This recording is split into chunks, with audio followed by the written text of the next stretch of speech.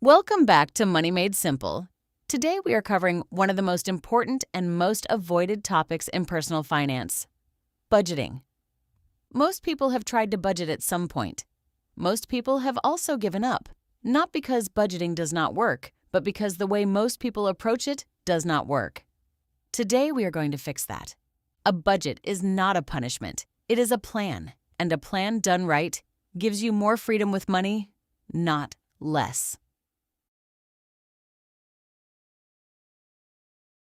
Chapter 1: Why Most Budgets Fail.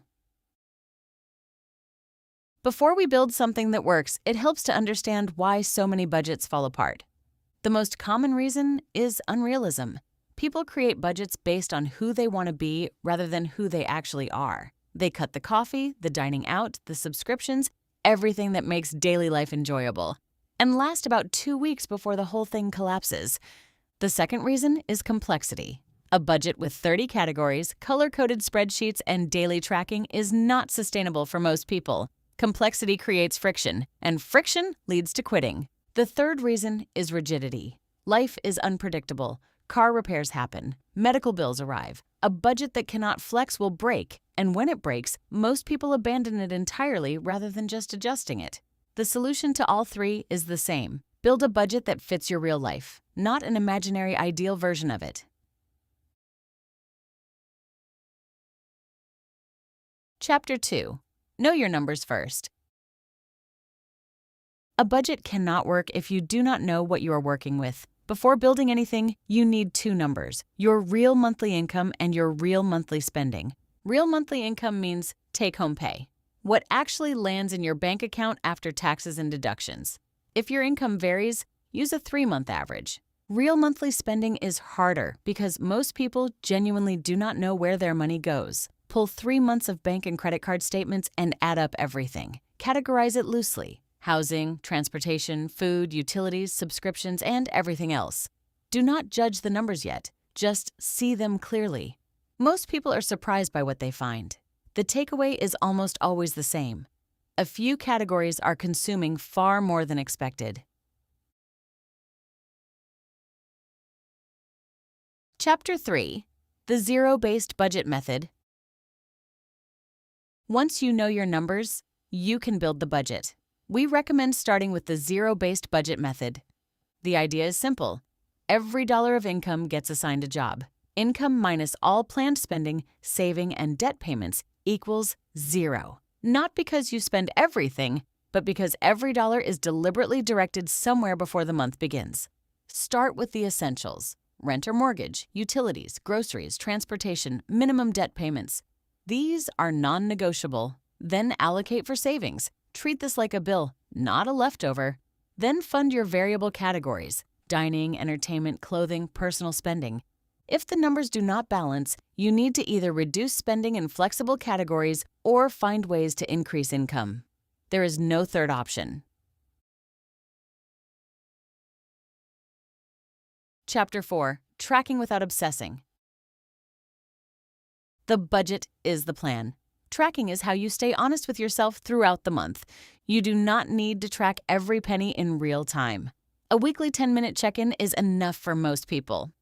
Once a week, look at what you have spent in each category and compare it to your budget. If you are over in one area, pull back in another. The tools you use matter less than the habit. A simple notes app, a spreadsheet, or a budgeting app like YNAB or Mint all work. What matters is that you look at the numbers regularly enough that surprises are rare. The goal of tracking is not perfection. It is awareness. A budget you track imperfectly is vastly more useful than a perfect budget you ignore. Chapter 5: When Life Disrupts the Budget. Life will disrupt the budget. This is not a failure of the system. It is the system working correctly.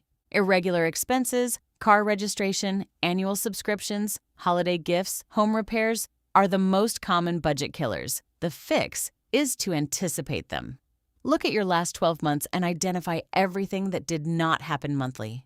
Add those up, divide by 12, and build that amount into your monthly budget as a sinking fund category. When something truly unexpected happens, adjust the budget for that month, pull from an emergency fund if needed, and move on. Do not abandon the budget because one month was disrupted. A budget is a monthly document. It resets every 30 days. The people who succeed at budgeting long-term are not the ones with perfect months. They are the ones who treat each month as a fresh start. Key quotes. A budget is telling your money where to go instead of wondering where it went. Dave Ramsey. The goal is not to be perfect at budgeting. The goal is to be intentional. Unknown. Do not save what is left after spending. Instead, spend what is left after saving. Warren Buffett.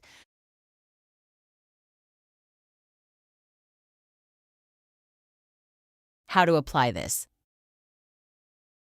1. Pull 3 months of bank statements and add up your real spending. No judgment, just information. 2. Create a zero-based budget for next month, assigning every dollar of income to a category before the month starts.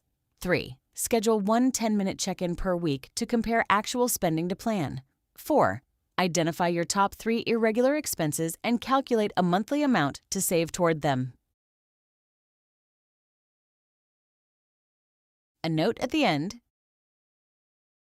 A budget does not restrict your life. It funds it. When you know where every dollar is going, you stop feeling guilty about spending and start feeling confident about it. The coffee, the dinner out, the occasional splurge. These are all fine when they are planned.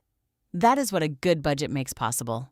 We hope this episode helps you build one. Subscribe to Money Made Simple for more.